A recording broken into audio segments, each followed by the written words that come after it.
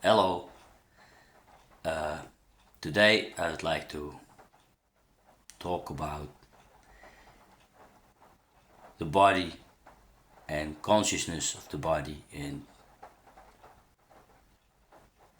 who we are or where we are.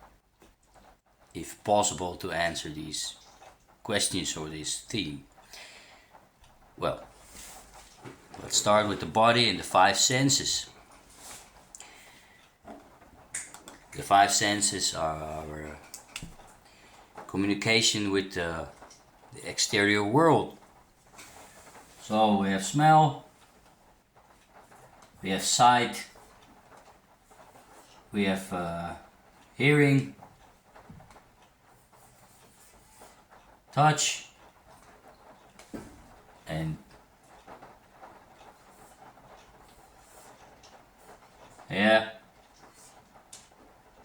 let's say taste. Yeah.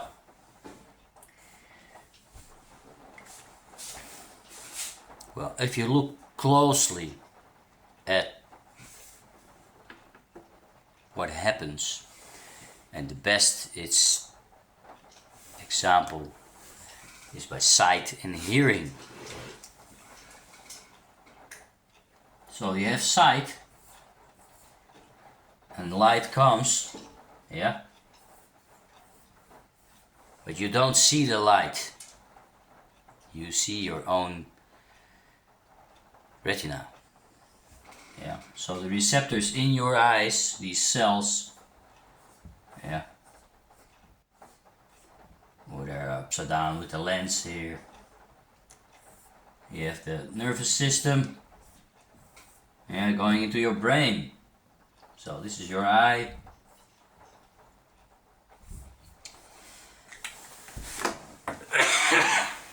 Sorry for the coughing. It's the time, yeah? So you have all these receptors here, light coming through this lens.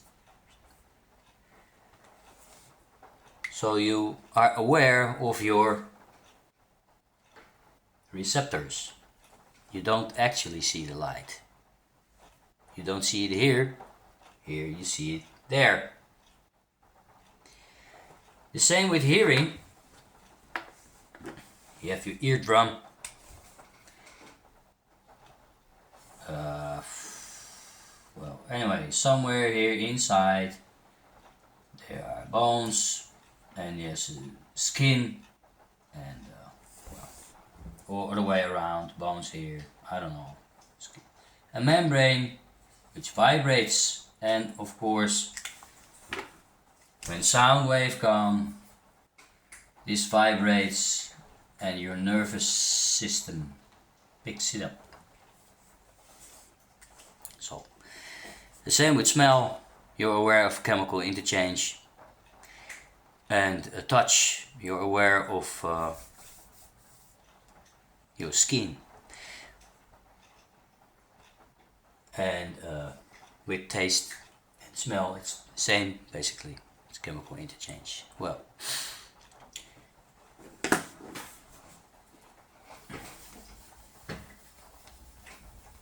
basically, and it might be, at first it might be a very depressing thought, we have no real contact at all.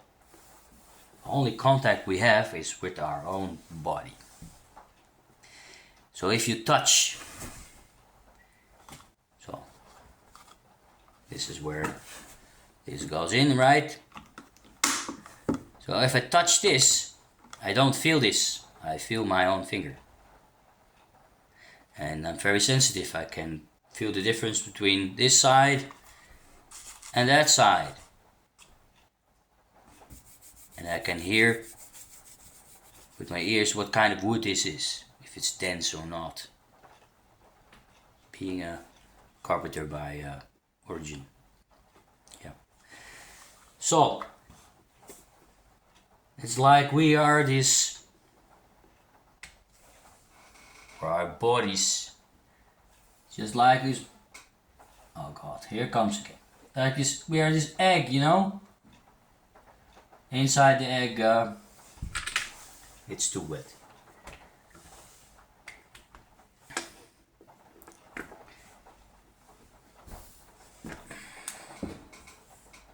No, don't work. We do without drawing. We are only aware of our outer shell. Just a sec. Yeah. So, egg,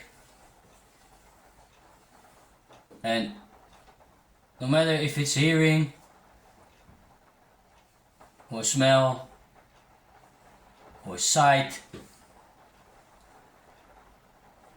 taste, and let's say touch, it's all the outside of the body or in contact with outside.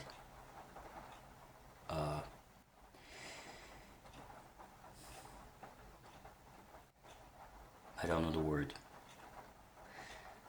Stimulation. Yeah, outside. Stimulation from outside. So, if you look at the body and all the substances in your body and all the kinds of cells, you can't feel certain cells. You can only feel your nervous system. Yeah, so you have the brain, big heart cluster, and you have extremities, your hands, yeah, all kinds of very delicate branches, yeah, genitals. Well, you understand, yeah? So, if you narrow it down in relation to awareness of your body, we are our nervous system, yeah, stem, some centers, yeah, extremities. So this is better, right? And that's it. You can't feel in between your nervous cells. If your nervous cells don't detect it, it's not there for you. So that's kind of weird, but it's the truth. And it's so finely branched that you can sense a lot. Yeah. So, are we our nervous system then? Well, let's have an experiment again, yeah? Where are we in our bodies? Because, let's be honest, when you have to bury your parents or grandparents, anybody who has passed away, someone is not there anymore. It's a dead body. We all know that. A dead body. It's not alive. So, we make the body alive. But if you have a body, so head, like that.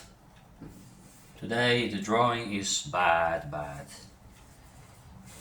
Just like Michael Jackson sings, yeah? Bad. But still. Go away.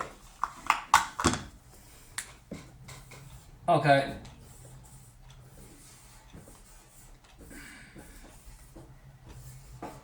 Yeah. There have been cases when people lost an arm because of an accident. And they were still there. So when you lose your arm, you are still there. Unhampered, hindered, or your person is not amputated. So, you lose an arm, you're fine. Okay, it's gone. So, if you would proceed and discard everything, so all extremities are gone.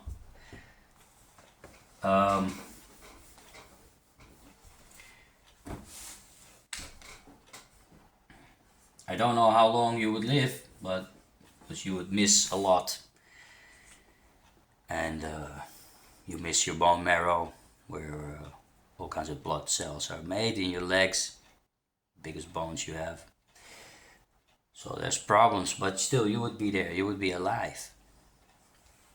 You could even miss a kidney. So you have organs, you have 2 kidneys, and you could easily miss 1 kidney. You could miss your eyes and still be alive. Or the function of your eyes. You have this locked-in syndrome, where your senses are gone by brain damage. Then you have no bodily awareness. Then you're in trouble, because you're bound to your body, but you can't sense it. So, the ultimate hampering of your body, or unawareness of your body, would be a locked-in syndrome. You would still be there, but unable to communicate. Well, let's forget that, huh? But you could lose organs, you could even lose part of your brain. Yeah, so you have your brain, you can lose some part of your brain and still be there.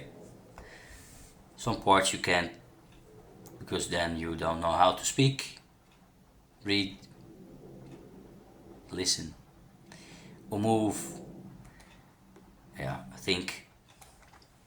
So, are you your brain then? Many people think so. A brain is an organ, it's a 6th sense, thoughts, the mind. Are you your mind and your mind only? Well, let's see. What can you really not do without? What makes a body living and a body dead? 1 is your heart. Without your heart pumping the blood around, distributing the oxygen, when your heart stops, you're dead.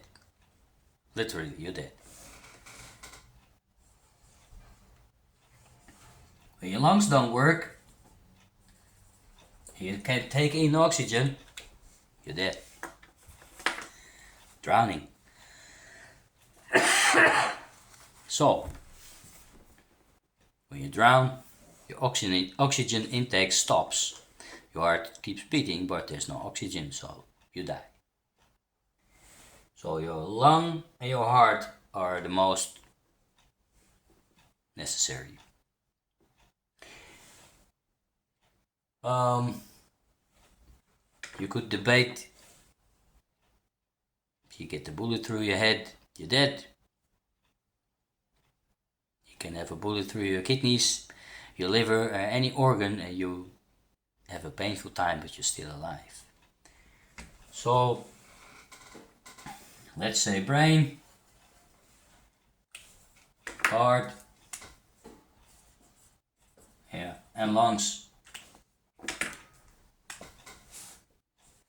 Up.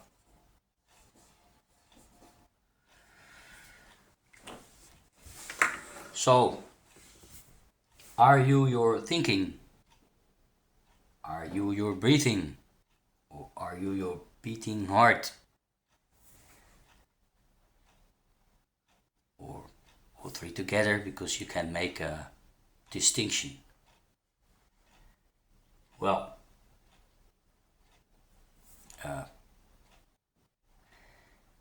if you take the Indian, from the country India, yeah, the Indian style of thought, they say that breathing equals thought. So breath equals being. So they say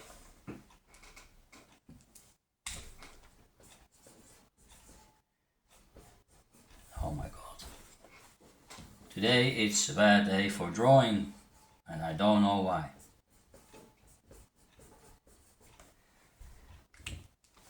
Okay. Breath, like the fluidity of thoughts or the cloudiness, the wind goes through your mind. Breath, thought. There are schools of Indian practices. There are schools of Indian thought. They do breathing exercises. Pranayama is the most known. And there's exercises when you breathe in and out so slowly that your thoughts cease. So that's a technique to influence the connection between thought and breathing. So the breath of life, or God's water,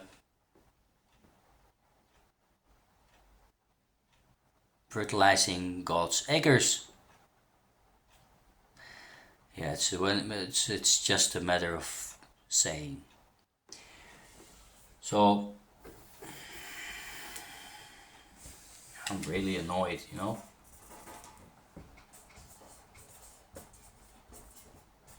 Breath, there it is. Breath equals thought.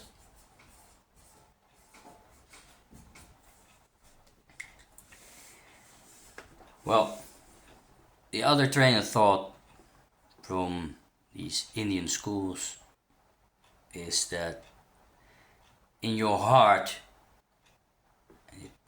doesn't equal that muscle, that hollow muscle that beats and distributes the oxygen, but still your heart is where you come from. There's a portal of some sort. There's a connection to the source, to the great self. So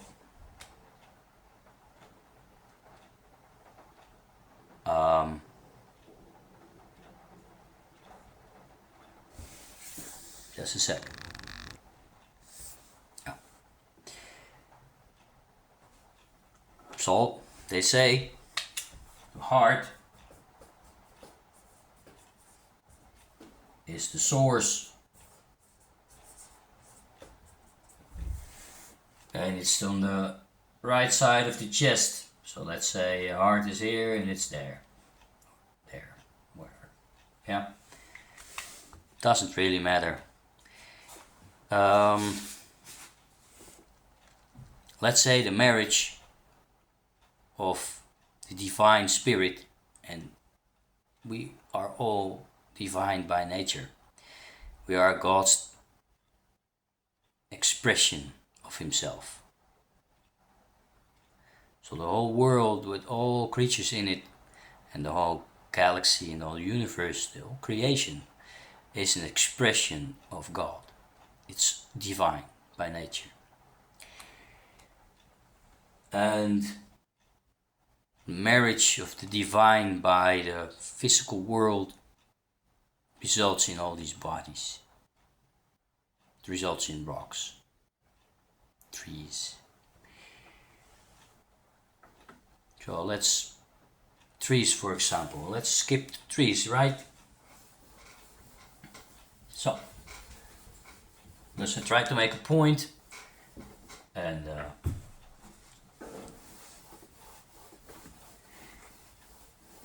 I'm getting there by sidetracks as usual. So, you have the sun, and you have the earth. I make it blue, yeah? Because I threw away my black pencil. Okay, the marriage between earth and the sun and the light, heat, but let's say the light. They don't really touch their marriage or they're getting together, they're mixing. You get this tree. The tree is made up of water, yeah, and air with all kinds of particles in it, carbon dioxide. And in the water there are minerals. Basically plant life is made of carbon, water and all kinds of chemical structures. But life is not earth and not the light. Life is the marriage between these two. So the tree is the law of earth and the light, yeah.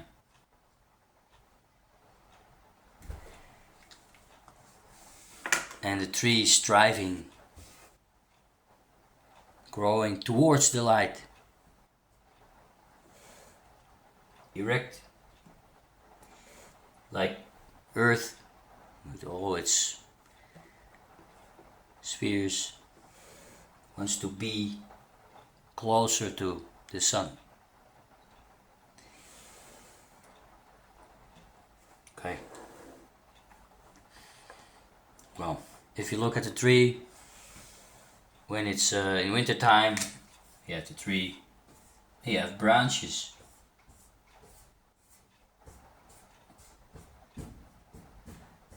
Yeah.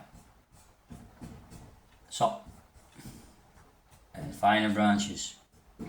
And everybody knows if you see a tree in winter time, well, it looks kind of like his naked nervous system. And when there are leaves on the trees, wind blows, so you got leaves, yeah, up, and wind blows, the tree can breathe. If there's no wind blowing, there's still interchange, but still, let's say for the sake of argument, wind blows and breath. We animals,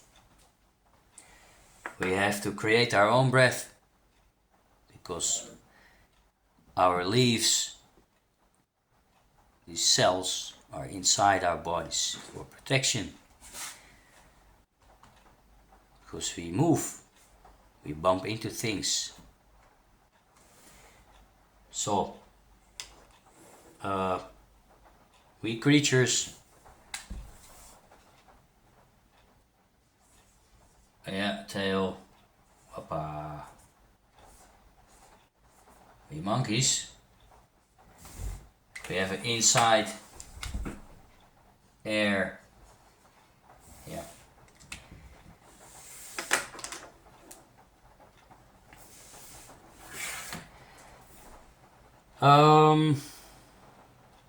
Well,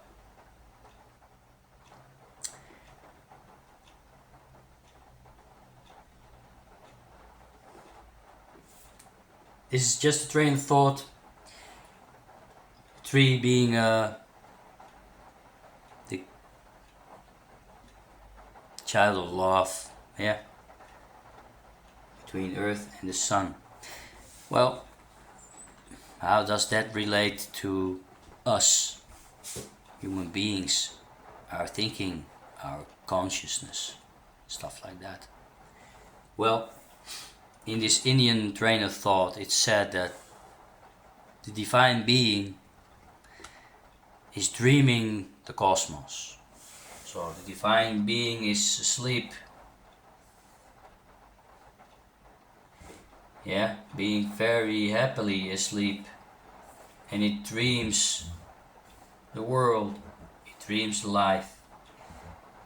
And out of it, yeah, they have all kinds of metaphorical talk, yeah. Out of it there's a flower and creation. Well, and we are,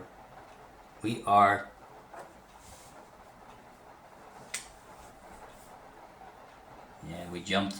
We are in creation. We are being dreamed. Being dreamed. Yeah.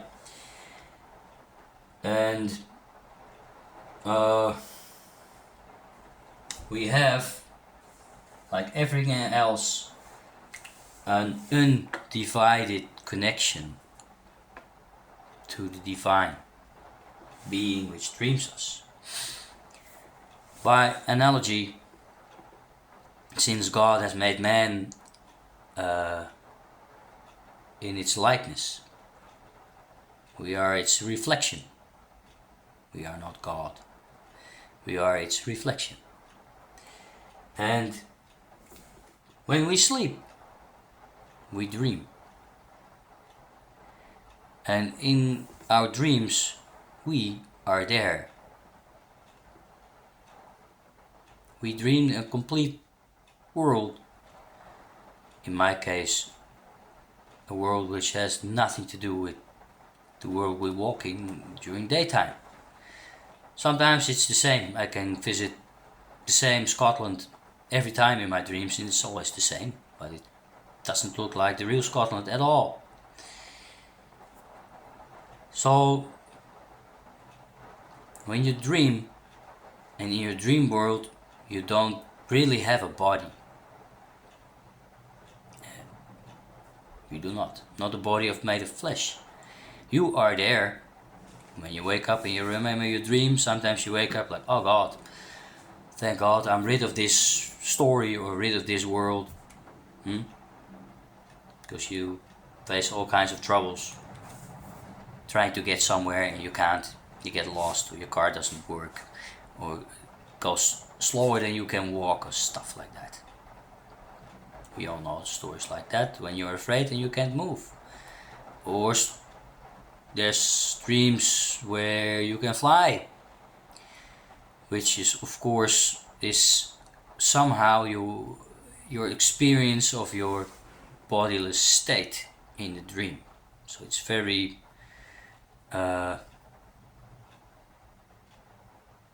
makes sense. So when you really fall asleep, people's head nod, yeah? You fall asleep and then you wake up again. So when you're really tired and you see people in the train sitting, you fall asleep, then you wake up.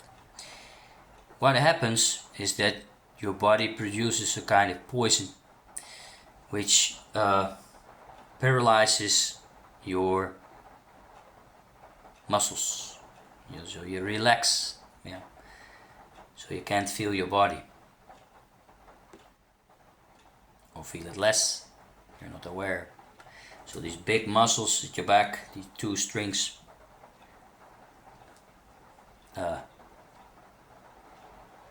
next to your spine or attached to your spine, they relax and your head goes like that. You fall asleep. So your floating or your bodilessness is, there's a reflection in your body. Yeah. So your dreaming state without body and your real body, there's a connection. Yeah. So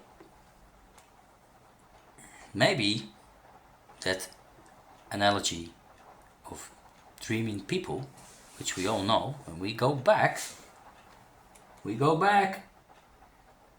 maybe this idea or this notion of the dreaming God, that we are divine by nature and we are living in a dream world, as its reflection, are dreaming ourselves too. Yeah. So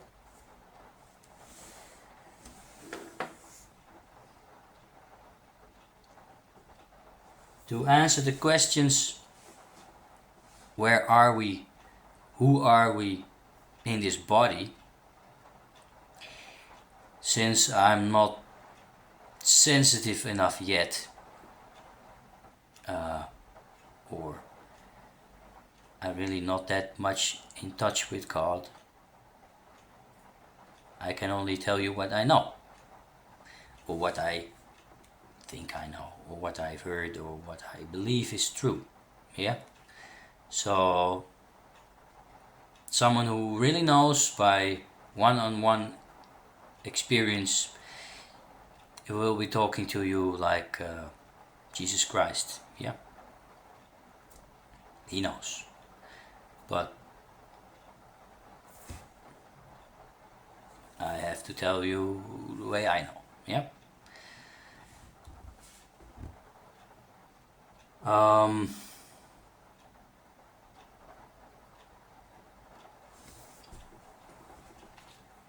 Okay, now here it comes.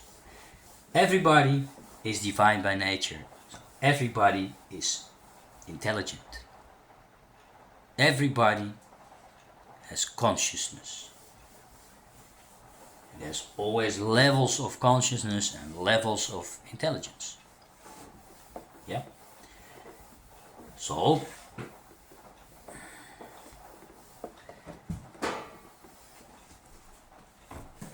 just a sec.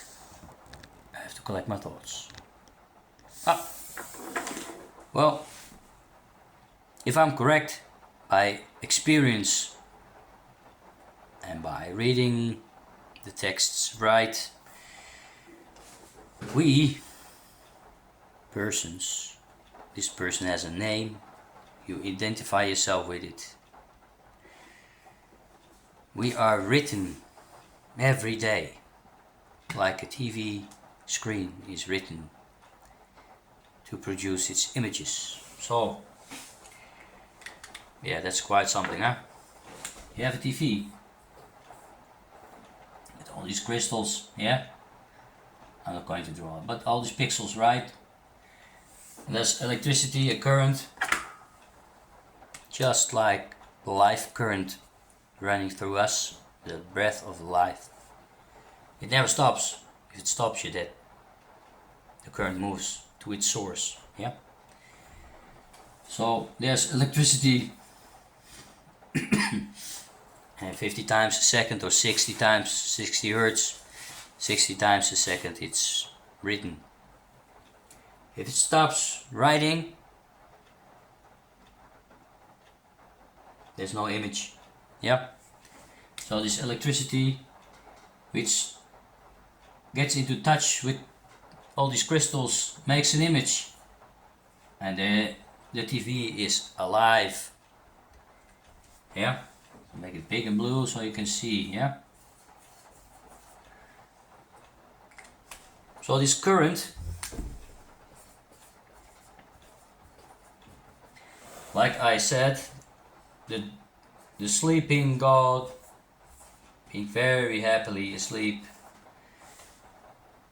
forever quiet, nothing ever happens. So these are the divine waters, yeah?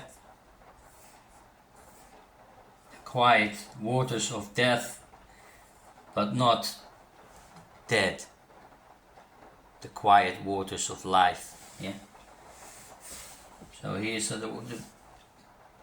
the source. It's the flower, and the whole universe came from that flower, like the Big Bang story I did before. There's no difference in this story. So here's the Big Bang and all of creation, yeah? But the source, it's blue. The source is in everything. It looks like rock, it looks like light or fire or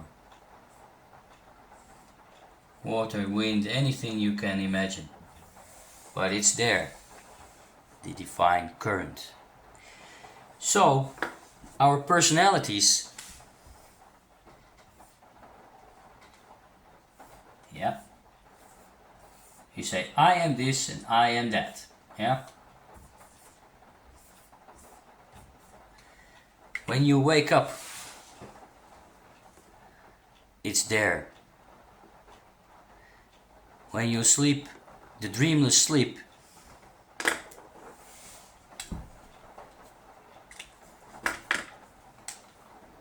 So when you're asleep, yeah, dreamless.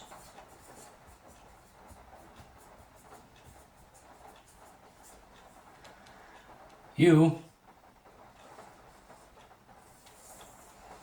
return here every night a couple of times. When you dream your dreamless sleep. Ooh. Yeah. You are back to God. You return to God every night. Every night. Every night. We're never far. It's impossible. In dream life, we copy this state, the dream state in the dream world. It's the first stage. We have the waking state. And in the waking state, the current which moves you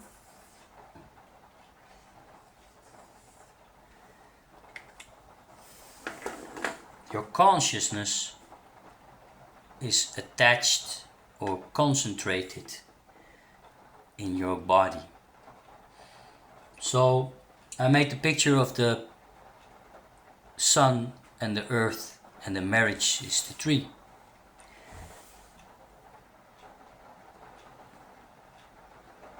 The marriage of the divine light, the divine current of life,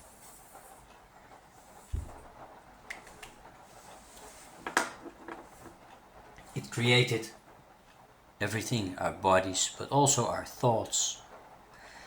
So your thoughts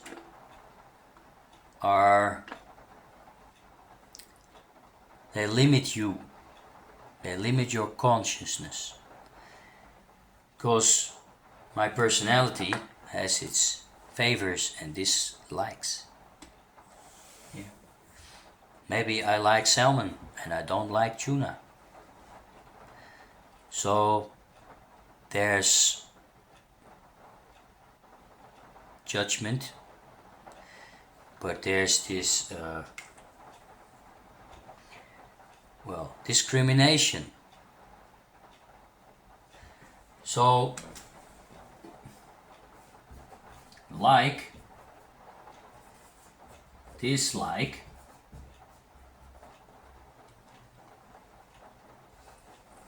together are the things which make stuff grow, or makes growth possible. A baby grows into a boy or a girl. And death, so let's say life, like and life, dislike, death. So the L and the D, yeah? To make it more symbolic, this talk, yeah? Life, like, dislike, death. It's all part of the same. It's necessary. Life is imbalanced by nature. Growth and decay. If there's balance, this is balance. Absolute quiet. No life. So if we all would be called to God like that, we would cease to be human and we would cease to procreate and eat, and it's the ultimate heroin rush. Complete passivity.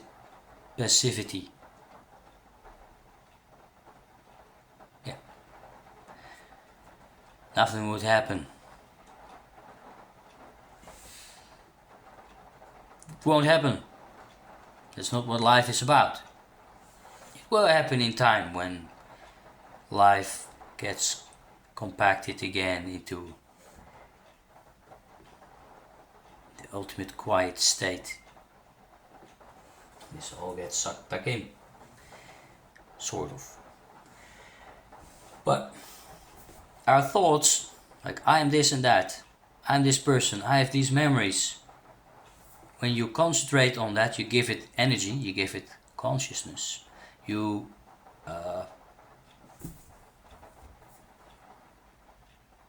tell it to be true. You make it so. If you stop giving it attention, like in meditation, that's what all these meditation practices are about.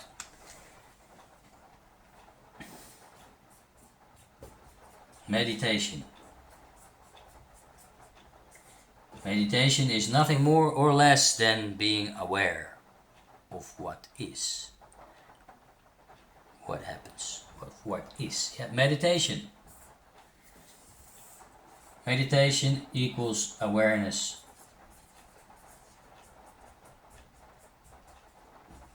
And no action. So,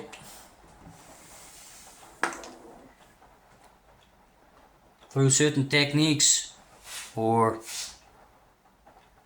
the pulling back of your consciousness from your body, from your mind, you go to your heart, deep into your heart.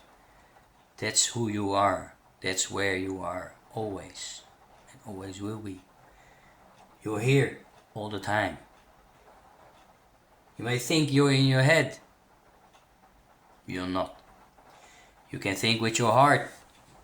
We all know that. You can think with your stomach. We all know that, by the way. And you can think with your... yeah, what's between your legs, that's what they say, huh? But let's forget about all that. The heart. This is where you are. In continuous, unbroken connection with the divine. So, when I was a teenager, I took a train to my hometown, to another town where my school was,